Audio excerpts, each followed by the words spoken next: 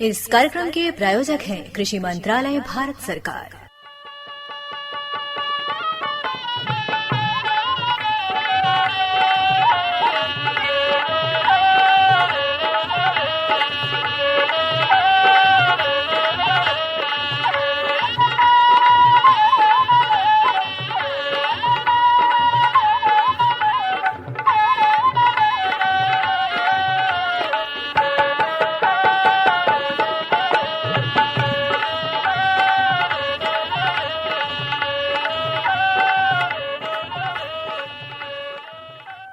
भैया बोला जय जवान जय किसान। मुनई भैया देखे हम लोगन अपने किसानवाड़ी बैठकी में जुट गई जा और जुटले के साथ साथ हम लोगन पहले तो धन्यवाद देवल जाए कि अपने बैठकी में बड़े मौके से जुट लिया जाए कि काहे आज कृष्ण जन्माष्टमी हो। बिल्कुल, तो सबके बधाई भी देवल जाए अपने किसान भैया बहन लोगन बिल्कुल एकदम बधाई देवल जाए।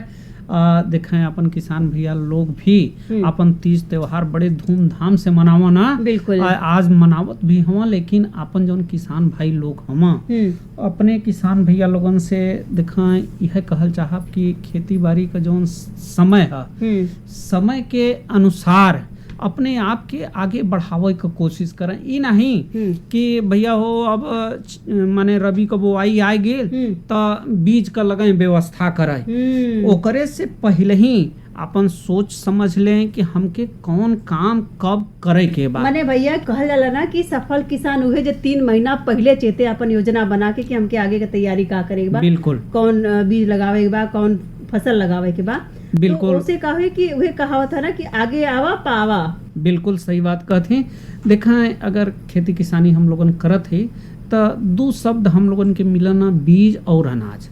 ये हम लोगन के एक जैसन लगा ना, लेकिन दोनों का अर्थ जौन बा और ओकर जौन उद्देश्य बा वो एकदम अलग अलग होला। दोनों पौधन के जीवन चक्र में ये बहुत बड़ी महत्वपूर्ण भूमिका निभावना, लेकिन उनकर जौन उपयोग बा और जौन स्वरूप बा उनमें कुछ भिन्नता है। का भैया तो देखें बीज एक पौधा का हिस्सा है जिसमें नया पौधा उत्पन्न होला और परागण और निषेचन के प्रक्रिया के बाद ये फूल से बनाला। अच्छा। बीज के अंदर भ्रूण होला जौन की उचित परिस्थिति में अंकुरित होकर एक नया पौधा बनावला। बिल्कुल भैया देखा बीज और अनाज मतलब जो ना अनाज बा देखा भैया कैसनो तरी दुबर पातरो रही ना ओकर आकार चाहे रंग रूप, तो पिसा के गेहूं बा तक खवाजी आटा में, चाहे चाउर बा त बन के भात खवा जाई। बाकी बीज भैया देखे में सुंदर होला, बिल्कुल पोषण से भरल रहला, तो ओइसन देखो में लगेला और जोन की आप बतावत हन उहो बहुत जरूरी बा ध्यान रखल। बिल्कुल सही बात कहते हैं। और देखें अनाज का अगर बात कल जाए तो ये मुख्य रूप से घास वर्ग का पौधा है। अच्छा। जैसे गेहूं, चावल, मक्का, जौ, बाजरा आदि का बीज होना जौने से कि मनुष्य और पशु भोजन के रूप में ओकर उपयोग करना। हालांकि अनाज भी बीज का ही एक रूप है, लेकिन ये विशेष रूप से खाए बदे उगावल जाला, तैयार कयल जाला, जिनमें कार्बोहाइड्रेट, प्रोटीन, खनिज और विटामिन पावल जाला, जौने से कि हम लोगन के पौष्टिक आहार जौन बा उ प्राप्त होला। तो देखें बीज और अनाज में अंतर का बा, ये बात हम अपने किसान भाई लोगन के बताए दही। देखें बीज नया पौधा उगावल जाला, अनाज जौन बा ई भोजन के रूप में एकर उपयोग कयल जाला। जौन बीज बा ई चयनित और रोग मुक्त क्रिया के द्वारा उत्पन्न कयल जाला। या जौन अनाज बा एकर छिलका हटाए कर एकर प्रसंस्करण हम लोगन कई देहिला। देखें पौधा का जौन अंकुरण बा बीज का ई बढ़िया से होला। जिसे हम लोगन अनाज का उपयोग करत है तो मनुष्य और पोषण बदे ई अनाज जरूरी है। बिल्कुल मुनि भैया। और देखे कुछ किसान भैया लोगन चाहे अपन बहन लोगन का कर ले कि अनाजे में से के बीज का भी चयन कर लेनी निकाल के कि जो बढ़िया पौधा का लगेला कि नहीं पोढ़ बा, पोषण से भरल बा, देखे में सुंदर बा, तो ओके बिया के रूप में प्रयोग लोग कर देला। लेकिन देखें बीज का जौन महत्व है कहीं न कहीं ओके हम लोगन स्वीकार करी और ओकरे महत्व के समझी। अगर बढ़िया फसल लेवे के बाद तो बढ़िया बीज का अगर हम लोगन बुआई करब तब हम लोगन के बढ़िया फसल मिली और ओकर उत्पादन भी अच्छा मिली। तो बिल्कुल। ये बात के समझ कर हम लोगन के बीज का तैयारी पहले ही से करे के चाहिए। अब बीज देखें न घुनल रहल न में बहुत अधिक नमी रहे, ऐसन बीज रहे कि जौन स्वस्थ रहे, सुंदर रहे देखे में, और दाना जौन ओकर रहे वो पुष्ट एक रहे। समान रहे दाना। और अगर हम लोगन ना इकट्ठा कर पावती घर में तो हम लोगन प्रमाणित बीज के प्रयोग करी। बढ़िया दुकानदार, जहाँ पे प्रमाणित दुकानदार अपन भैया बैठत होके, वहाँ से हम लोगन बिया के लेहल जाए। और देखा भैया, मेहनत तो हम लोगन करबे करीला, तो अगर हम लोगन सही दिशा में मेहनत करब जा तो सही बात बा कि हम लोगन के फायदा बढ़िया होई। बिल्कुल। अगर बीज लेवल चाहत हो अपन किसान भाई लोग तो अपने बलाकी पर राजकीय बीज गोदाम बा, वहाँ प्रमाणित बीज उनके मिली, वहाँ संपर्क कराएं और आपन जौन कृषि फार्मर किसान फार्मर रजिस्ट्रेशन बा ओके अपन किसान भैया लोग जरूर कराए लें, तब उनके बीज राजकीय बीज भंडार से उपलब्ध हो पाई।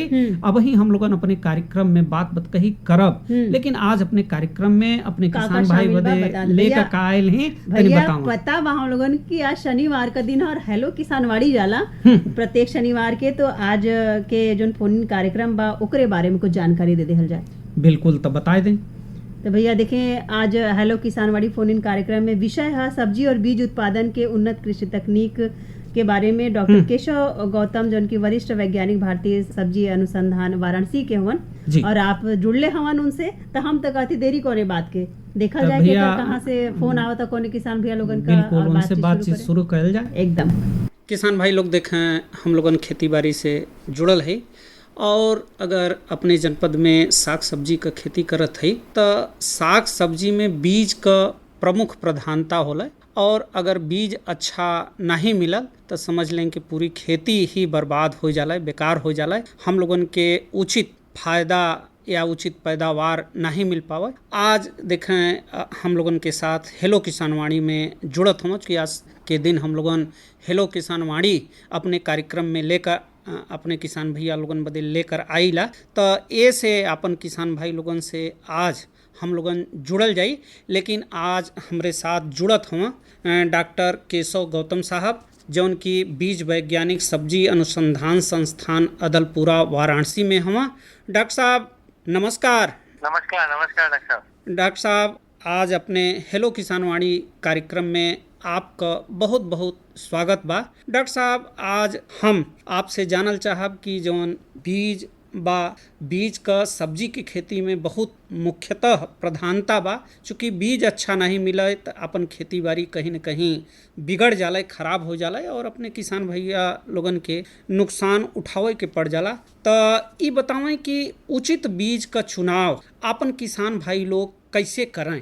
बहुत बहुत धन्यवाद। नमस्कार किसान भाइयों, बड़ा अच्छा सवाल पूछा आपने। बीज का चुनाव और खेती में जब हम किसान भाई कितनी पैसा लगाते हैं, खेती में तैयारी करते हैं, तो बीज एक उसका प्रमुख घटक है। जी जी। और इसका चुनाव अगर हम सही नहीं करेंगे तो पूरी खेती, इसमें आप सब कुछ पैसा खर्च कर देंगे आप खेती की अच्छी क्रियाओं में या दवाओं में, तो उसका फर्क पड़ता है। तो बीज का चुनाव सबसे पहले तो बीज एक प्रमाणित जो स्रोत है वहीं से लें। जैसे सरकारी संस्थाएं वो प्रमाणित सोर्स हैं और वहां से बीज लेने पे हमें उसकी एक गारंटी मिलती है, एक एश्योरेंस मिलता है। और जब हम किसान भाई हमारे जो सरकारी संस्थाओं से नहीं जुड़े हैं, वो सीधा प्राइवेट या कहीं ना किसी भी कहने पे ले लेते हैं और बाद में उन्हें लगता है कि बीज अच्छा नहीं जम रहा या तो दिक्कत आती है, और जो उनसे वादे किए जाते हैं वो उस तरह की क्वालिटी बीजों की नहीं निकल पाती। और किसान भाई जिस तरह से अभी व्यावसायिक रूप से खेती करना ही हमारा भी लक्ष्य है कि किसानों को जिस तरह से उनका आय का स्रोत और उनका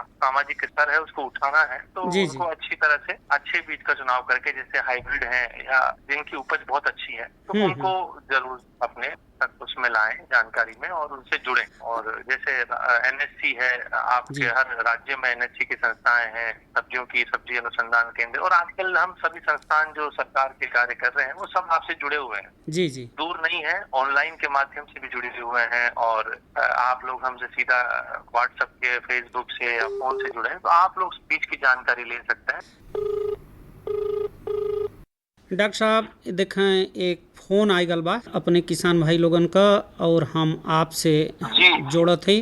हेलो जी, मैं सुशील यादव दुद्दी के केवाल गांव से बोल रहा हूँ सर। जी जी। नमस्कार नमस्कार यादव जी, बताइए। सुशील यादव भैया, हेलो किसानवाड़ी में आपका बहुत बहुत स्वागत बा। आज अपने साथ डॉक्टर केशव गौतम साहब जुड़ल हम, जो उनकी बीज वैज्ञानिक सब्जी अनुसंधान संस्थान अदलपुरा वाराणसी में हम। आप इनसे बात करें। जी जी। हाँ सर, हम लोग अभी यहाँ पे जो पौध रोपण कर रहे हैं, जैसे मैं ग्राफ्टेड भी टमाटर लगाता हूँ और प्लेन भी और गोभी वगैरह भी, तो इसमें गलन की समस्या बहुत ज्यादा आ रही है। तमाम वो करने के बाद भी बहुत ज्यादा गल जा रहा है। जी, ये समस्या नर्सरी में ज्यादातर आती है कि डैम्पिंग ऑफ समस्या है, और एक ये मृदा जनित जो फफूंद होती है उसके कारण ये होती है। तो इसका शुरू में इसकी आप दवा भी डाल रहे होंगे, लेकिन दवा जब तक सिम्टम आ जाता है पौधे में, उसका तना गल जाता है, तब उस पर दवा ज्यादा असर नहीं करती। तो इसके लिए हम किसान भाइयों को यही सलाह देते हैं कि जिस स्थान पे आप अपने नर्सरी लगा रहे हैं, आप खुले में लगाते होंगे ऊंची बेड बना के। जी, वहाँ लगाते हैं आप? हाँ जी जी, खुले में। कम आप उनको ऐसा करिए, जो गर्मी में जैसे आपको पता है कि हाँ इस स्थान पे हमें नर्सरी लगानी है, तो गर्मी के टाइम आप उस जगह का सोइल सोलराइजेशन, जिसको सोइल सोलराइजेशन बोलते हैं, मिट्टी का सूरज की मदद से उसका रोग मुक्त करना। इसमें क्या होता है कि हम गर्मी के दौरान मिट्टी की थोड़ी गहरी जुताई कर देते हैं और 10-15 दिन उसको छोड़ने के बाद उसमें हल्का सा पानी डालते हैं, ठीक है। और उसके बाद उसको सफेद कलर की पॉलीथीन, जिसकी थिकनेस होती है लगभग 50 से 100 माइक्रोन, उसको ढक देते हैं। हाँ, उसको ढक देते हैं। उससे ढकने के बाद वो जब से 20-25 दिन वो कड़क धूप में रहेगी, तो उससे क्या होगा, अंदर का जो तापमान रहेगा पॉलीथीन के अंदर का, वो काफी बढ़ जाएगा और वो उन जो फफूंद है मृदा जनित, उनको मारने में वो सक्षम रहेगा। क्योंकि दवाओं का प्रभाव तुरंत रहता है और वो जहां तक उनका असर रहेगा वहां तक करेगी, लेकिन उसके बाद वो फिर आ जाती है। तो ये तरीका अगर आप अपनाएंगे तो इसमें आपकी जो लागत है वो भी बहुत कम होगी। और जब फिर उसके बाद नर्सरी तैयार करने लगे तो आपने बीज का उपचार जरूर करें, ठीक है। बीज का उपचार करने से कम वो 15 से 20 दिन तक आपके पौधे को सुरक्षा देता है। फफूंदनाशक है जिस तरह से कार्बेंडाजिम, मैंकोजेब या थाइमोक्सिन, इनका आप बीज उपचार जरूर करें, तो आपको इस रोग से काफी मदद मिलेगी। नर्सरी में एक कोर फंजीसाइड आता है एजेक्स्ट्रोबिन नाम से, उसको भी आप यूज करेंगे तो उससे जो उसके पौध का स्वास्थ्य है उस पर भी उसका अच्छा प्रभाव पड़ता है और आपकी नर्सरी बड़ी अच्छी होगी। जी सर, ये जैसे कोकोपीट से भी कुछ पौधा हम लोग उगाते हैं, निकालते हैं उसमें, तो कोकोपीट से वो करके, लेकिन जब उसको टीपी करते हैं उसके बाद वो खत्म होने लगता है। तो आप कोकोपीट का मतलब आप ट्रे में भी लगाते हैं? जी जी, प्रो ट्रे पे। अच्छा, प्रो ट्रे में लगाते हैं। तो आप उस कोकोपीट को पहले आप उसको सीधा लगा देते हैं या उसको धोते हैं? नहीं, उसको तो धोते हैं, रात भर उसको पानी में भिगो करके सुबह फिर वो करते हैं, लेकिन जब उसको खेत में लगाते हैं तब वो खत्म हो जाता है बहुत ज्यादा। अच्छा, खेत में जब आप पौधे की रोपण करते हैं तब वो खत्म हो जाता है? जी। तो उसमें आप जब ट्रांसप्लांटिंग करें, तब आप जब पौध को निकालें तो उसको आप एक बार आप ड्रेंचिंग, मतलब ट्रांसप्लांटिंग के पहले बीज को, जो आपका पौधा है उसको 20 से 25 मिनट तक आप घोल बना लीजिए 2 से 3 मिलीग्राम प्रति लीटर का। जो सिस्टेमिक और हमारे कॉन्टैक्ट फंजीसाइड है उनमें उसको थोड़ा डुबा के रखिए नर्सरी को, उसके बाद उसको लगाइए। और सिस्टेमेटिक और कॉन्टैक्ट दोनों को मिला करके उसमें घोल बनाना। हाँ, घोल बनाइए और उसमें अपने पौध को रखिए 15 से 20 मिनट 25 मिनट तक, उसके बाद इसको आप ट्रांसप्लांट करिए। तो वहाँ से फिर वो अगले 15-20 दिन तक आपके पौधे की सुरक्षा। जी जी, ठीक है। बिल्कुल।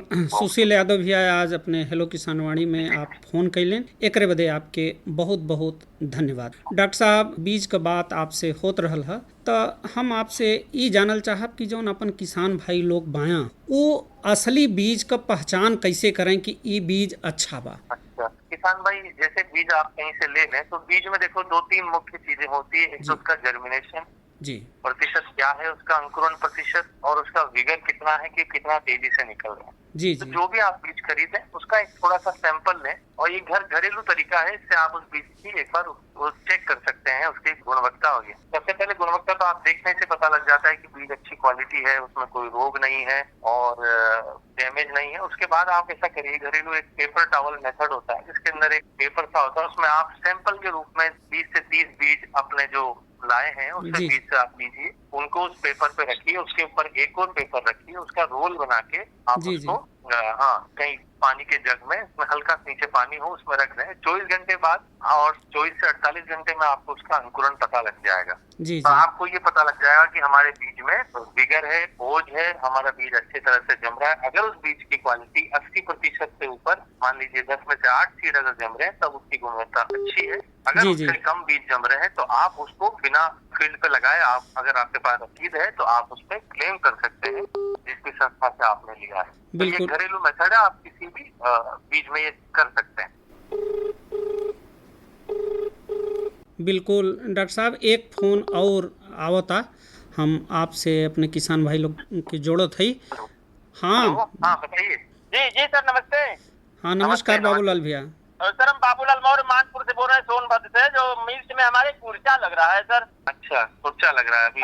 अच्छा, मोजेक लग रहा है। चलिए, तो आपको मिर्चा एक प्रमुख रोग है, कुर्चा रोग। और पहले तो ये था कि एक ही वायरस इसका कारण होता है, लेकिन अब जिस तरह से धीरे धीरे बाकी वायरस का कॉम्प्लेक्स बन रहा है, तो मिर्चा में कई सारे वायरस एक साथ अटैक करते हैं, तो इसको पहचानना मुश्किल हो जाता है कि ये उसी वायरस से है या अन्य तरह भी वायरस। हाँ, इसका कंट्रोल आप शुरू से ही इसका कंट्रोल हमें करना है। जैसे हमने बताया कि सीड ट्रीटमेंट में ही कुछ इंसेक्टिसाइड ऐसे होते हैं जो पौधे को सुरक्षा देते हैं 20 से 30 दिन तक, जैसे कि थायोमेथाक्सोम जो हम यूज करते हैं, एक तरह के नाम से आता है। उसका सीड ट्रीटमेंट करने से वो उसका आप नर्सरी लेवल पे उसको बचा सकते हैं। उसके बाद कोशिश करिए कि अगर आप पौध तैयार कर रहे हैं तो इनको नेट में करें। अगर ज्यादा इसको स्तर पे कर रहे हैं तो थोड़ा सा लो नेट हाउस बनाइए, जहाँ कीड़ों, क्योंकि जब भी वायरस आप जानते हैं, ये जो विषाणु रोग है, ये रस चूसने वाले कीड़ों से फैलता है, तो उनको मुख्यतः हमें कंट्रोल करना है। तो अगर जब ये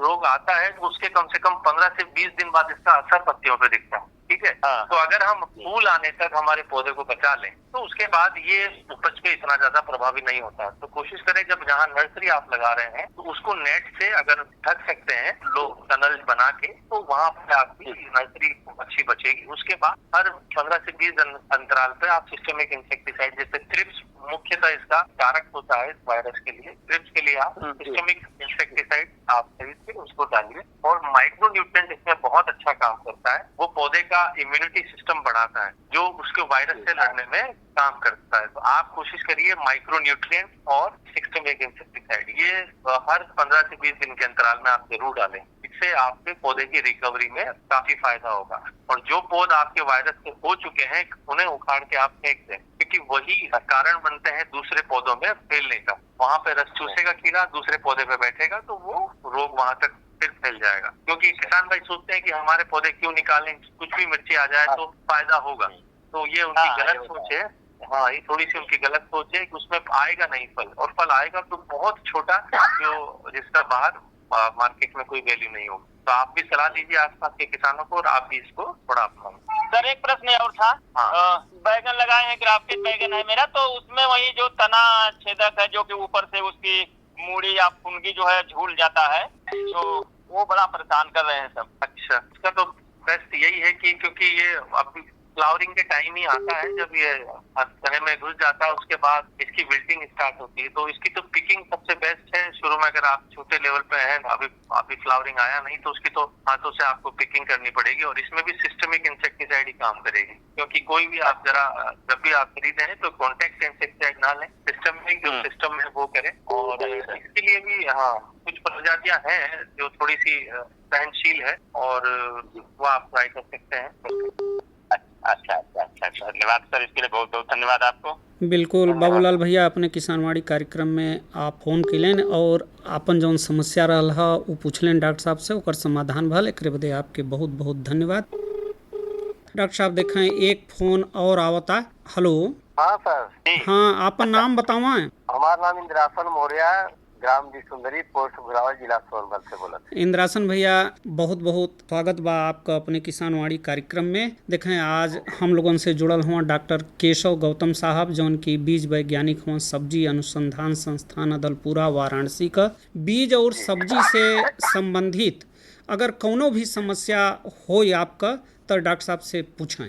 टमाटर का बीज हम लोग ला रहे हैं, तो मतलब बरसाती से ढक भी रहे हैं, लेकिन फिर भी जो बारिश की वजह से या किस वजह से मतलब पौधे अंगर कर गिर जा रहे हैं। अच्छा, नीचे गिर जा रहे हैं और उसकी जड़ में आपको कुछ लग रहा है कि जड़ गल रही है, कुछ ऐसा? नहीं सर, जड़ में गलन जैसा इतना तो महसूस नहीं हो रहा है, मतलब जैसे कि नीचे बचा हुआ है, ऊपर भी बचा हुआ है, बीच में गल जा रहा है। अच्छा, बीच में गल जा रहा है।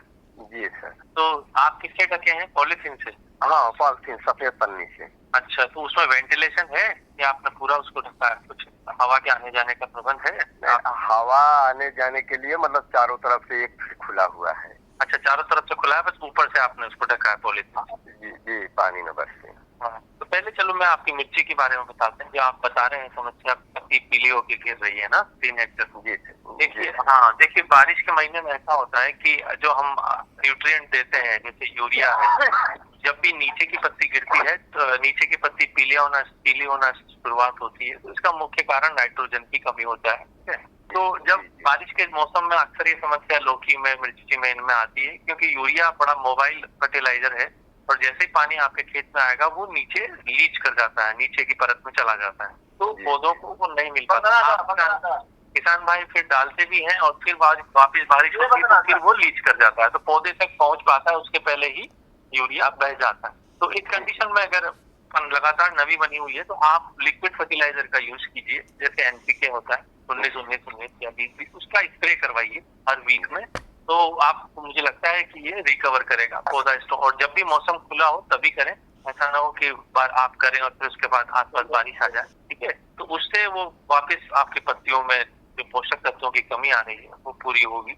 और सर जैसे एक क्या है कि लौकी है और करेला है, तो करेला में तो उतना प्रॉब्लम पीलापन का आ रहा है, लेकिन लौकी में है क्या सर कि मतलब लौकी जो चढ़ाई गई झांग पर, तो जो नीचे का नरंगा होता है, जगह जगह जहाँ पत्ते होते हैं वहाँ लाशा फेंक दे रहा है, और लाशा फेंकने के बाद और जैसे लगता है कोई झोले पड़ जा रहा है और चिट्टीदार बन करके पौधा सूखने लग रहा है। ये जो लौकी है उसमें बड़ी घातक बीमारी है जो फैल रही है, इसको गमी स्टेम ब्लाइट बोलते हैं। इसमें तने में थोड़ा सा चीरा हो जाता है, खटमल वहां से लाशा जैसा आप बोल रहे हैं वो निकलने लग जाता है। और धीरे धीरे ये बारिश में इसलिए भी ज्यादा फैलता है क्योंकि लाशा जहाँ जहाँ निकलेगा वो पानी के साथ जहाँ भी किसी पौधे के कांटेक्ट में आएगा तो उस पौधे में भी हो जाता है। तो इसमें फंजीसाइड, एक कांटेक्ट फंजीसाइड आती है क्लोरोथायोनिल के नाम से, तो क्लोरोथायोनिल, तो उसको आप यूज कर सकते हैं। और इसके लिए सबसे बेस्ट वेराइटी हमारे यहाँ की भी अभी इस पे काम चल रहा है, आप हरका श्रेयस एक वेराइटी है लौकी, वो सरकारी संस्थान हमारा जो IHR बेंगलोर है वहां से निकली है, और वो उसके लिए पूर्ण प्रतिरोधी किस्म है, उसमें ये बीमारी आएगी नहीं, ठीक है?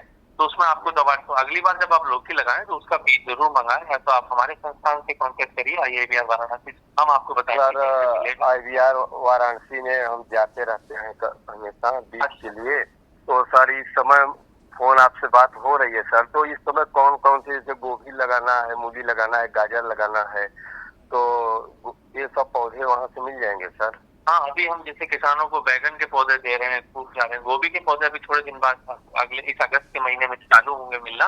अगर आप आएंगे और हम आपकी डिमांड बताएंगे कि सर हमें आपकी ये किस्म चाहिए, इतने पौधे चाहिए, तो हम आपको जरूर उपलब्ध कराएंगे। जो भी हमारी उन्नतशील किस्में हैं, अगर आप लगाना चाहते हैं तो हम उसे आपको अनुदान पे या हमारे एक प्रोजेक्ट के थ्रू निःशुल्क भी हम आपको दे सकते हैं। तो आप जो भी किसान, इच्छुक किसान है जो हमारी वैरायटियों को प्रमोशन करना चाहते हैं, लगाना चाहते हैं, उनके लिए उपलब्ध है। और नहीं सर, आप आएंगे, मैं कहना चाहूंगा कि जो आपके यहाँ से जितने भी बीज हम लोग लाए हैं या बोए हैं, बोरा जैसे आपका बहुत गजब की वैरायटी है, वो वैसा बोरा कहीं नहीं मिला, और आपका जैसे केटी मिर्चा है, मिर्चा भी अपने आप में मशहूर है, तो सर आपके यहाँ की जो प्रजातियां आती हैं बहुत अच्छी होती हैं। बहुत बहुत धन्यवाद आपके अनुभव से।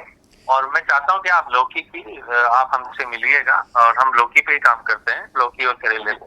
तो आपको मरका श्रेयस और हमारी भी एक वैरायटी है जो कम थोड़ी सही ये वाला जो आपका रोग है गमी स्टेम ब्लाइट, ये बहुत कम लगता है, तो अगली बार आपको इसमें लागत में काफी कमी आएगी अगर आप ऐसी वैरायटी का, ऐसी किस्मों का चयन करेंगे जिसमें बीमारी ना लगती हो, तो आप जरूर करें। अभी तो आपकी फसल में आप ये दवा डाल सकते हैं, लेकिन बाद में आप मिलिएगा, हम आपको बीज देंगे। इंद्रासन भैया, आज अपने हेलो किसान वाणी में आप फोन कैलें और जौन आपका समस्या रहा अपने डॉक्टर साहब से प्रश्न कैलें, वो समस्या का समाधान भल, एक बदे आपके बहुत बहुत धन्यवाद। डॉक्टर साहब आज आपसे संपर्क भल और इतना बढ़िया अपने किसान भाई लोगन के आप हेलो किसानवाड़ी के माध्यम से जानकारी दिलेन, उनके समस्या का समाधान कैलेन, एकरे बदे आपके बहुत बहुत धन्यवाद। हर जोखिम से निकल कर फसल आए, सुरक्षित हो जाए, फसल बीमा से हर किसान अब आत्मनिर्भर हो जाए। संकट के समय प्रधानमंत्री फसल बीमा योजना किसानों के लिए वरदान है। अब सूखा पड़े या बाढ़ आ जाए कोई डर नहीं, अब ओले पड़े या कीट पतंगे फसल खा जाए कोई फिक्र नहीं, क्योंकि हमने लिया है प्रधानमंत्री फसल बीमा। बुआई से फसल कटाई तक हर जोखिम का दावा, न्यूनतम प्रीमियम पर अधिकतम भुगतान का वादा। योजना से हर साल जुड़ रहे हैं 5 करोड़ से ज्यादा किसान। अब आपकी है बारी। नजदीकी कृषि कार्यालय, सहकारी समिति, बैंक शाखा, अधिकृत बीमा कंपनी या जन सेवा केंद्र में स्वेच्छा से करा सकते हैं पंजीकरण। फसल बीमा पोर्टल या फसल बीमा ऐप द्वारा भी कराया जा सकता है पंजीकरण। प्रधानमंत्री फसल बीमा योजना, आपकी फसलों का संपूर्ण सुरक्षा कवच। कृषि एवं किसान कल्याण मंत्रालय, भारत सरकार।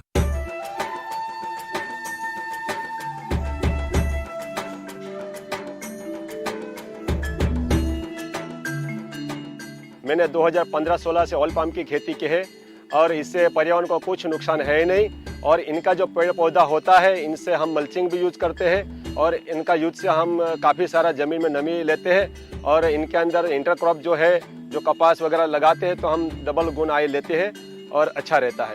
ऑयल पाम का खेती में धान और गन्ने से कम पानी लगता है। इसमें गवर्नमेंट का तरफ से ड्रिप सिंचाई के लिए पैसा भी दिया जाता है। ऑयल पाम का खेती के लिए मुझे सरकार ने पौधे सीडलिंग देते हैं, वो जब बड़ा हो जाता है, जो फल जो देता है, हर महीने सरकार उसी फल खरीदने के लिए एक रेट बना के देते हैं, वही रेट पे कंपनी खरीद लेते हैं। मैं काट के इकट्ठा कर देता हूँ, कंपनी उठा के लिए जाते हैं।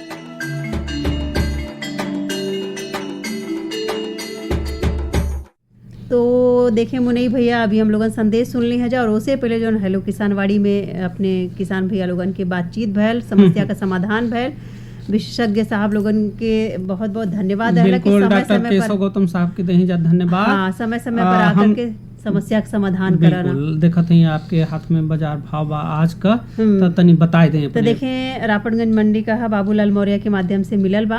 आलू लाल देखें 1600 से 1700 रुपया प्रति कुंतल में बा भैया, और सफेद का 1500 से 1600, बोड़ा 2000 से 2500, प्याज 1000 से 1200 रुपया, नेनुआ 2500 से 3000 रुपया, लौकी 2500 से 3000 रुपया, भिंडी 2500 से 3000, कोहड़ी 1800 से 2000 रुपया प्रति कुंतल, परवल 5000 से 5500 रुपया, बैगन 2500 से 3000 रुपया, टमाटर 4000 से 4500 रुपया, केला सब्जी वाला जौन है वो 2000 से 2500 रुपया प्रति कुंतल, मिर्च रहल हरा 5000 से 5500 रुपया, नीबुआ देखें 150 से 200 रुपया प्रति सैकड़ा, फूल गोभी 2500 रुपया और पत्ता गोभी 1800 से 2000 रुपया प्रति सैकड़ा रहल है रापटगंज के मंडी में। तो बाबूलाल मौर्य भैया के भी बहुत बहुत धन्यवाद बा। और भैया देखा हेलो किसानवाड़ी में जब हम लोगन फोन करीला तो निश्चित तौर पे अपन विशेषज्ञ साहब लोगन से संतुष्टि मिल जाला, काहे कि देखें जो विशेषज्ञ साहब लोगन का अनुभव होला वो हम लोगन के बिल्कुल सटीक समस्या का समाधान करे राकरण मिल जाला। बिल्कुल सही बात कहती हैं। देखें जौन आप आज अपन हेलो किसानवाड़ी कार्यक्रम रहा देखें प्रत्येक शनिवार के प्रसारित होला, तो इनमें हम लोगन प्रयास करीला कि जौन भी अपने किसान भैया लोगन का समस्या हो वो समस्या का समाधान अपने विशेषज्ञ भैया द्वारा जरूर हो। जौन भी समस्या हो वो अपने विशेषज्ञ भैया लोगन से अपन किसान भैया लोग जरूर पूछें। बिल्कुल, और जरूरी बा भैया कि एकरे खातिर के हम लोगन हर रोज का किसानवाड़ी के हम लोगन सुनत रही जा कि आज मतलब कौन चीज के हम लोगन के जानकारी मिले। भैया देखा होला का कि कभी कभी हम लोगन लंबा समय तक अपने बैठकी से छूटल रहिला तो पता न चलेला कि भैया हमार समस्या का बाटे और हम सुनीला नहीं और पता चलो जानकारी निकल गल। बिल्कुल, तो ऐसे हम लोगन के अपन नियमित किसानवाड़ी में जुटत रहे के चाहिए और जानकारी के सुनत रहे के चाहिए, और आगे हम लोगन अपने किसानवाड़ी में फिर एक नई जानकारी और मनफेर के साथ जुटल जाई। बिल्कुल, तो चले के अब समय हो गल तो भैया बोला जय जवान जय किसान।